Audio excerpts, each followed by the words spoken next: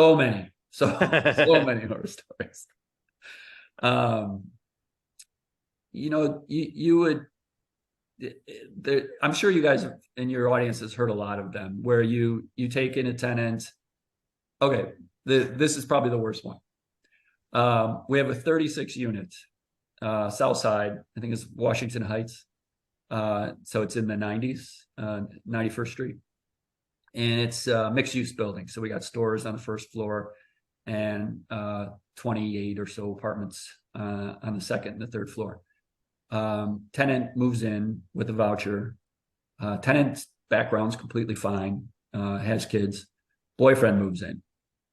We don't know the boyfriend moves in. And he ends up with one of the biggest drug operations on the South Side, and he's running some of it from our building. And he's doing it by washing cars next to our building and coming down from the building and then making the drug trade as the cars are washed. I have the background in violent crime, and my business partner has a lot of friends who are police officers. So we're trying to, address this problem as quickly as possible. We can't get a lot of attention from the police. They're busy with a lot of different things. But my business partner has a neighbor who's a DEA agent. So I meet with them and I say, we will give you an apartment.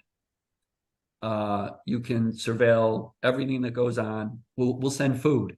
We'll provide all the accommodations. So they do that, and it ends up working perfectly, and they arrest the unauthorized tenant. So at this point, we've had our ups and downs with the city, as a lot of building owners have. So I'm super risk averse and super careful. So the DEA agent took the case to the Chicago police, and the police are communicating with us, and they're fantastic. And they end up arresting this gentleman.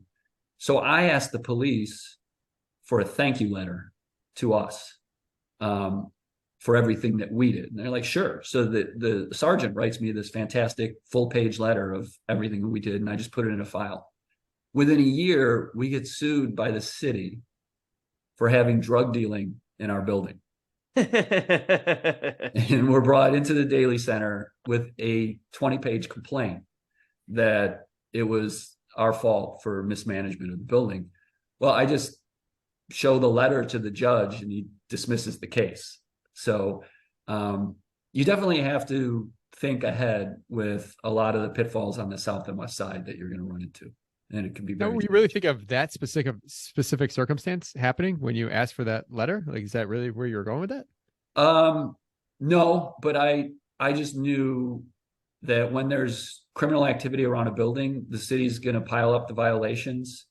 They're going to punish the building owner. So I just figured, and with our caseworkers, I started asking all of them for thank you letters for placing their program participants. And I have a binder 2 inches thick with thank you letters. It's really helpful. Yeah, if anyone comes after you for discrimination or whatever, right? Right. Like now you're covered. Yeah. I'm thinking like an attorney. You got New Jack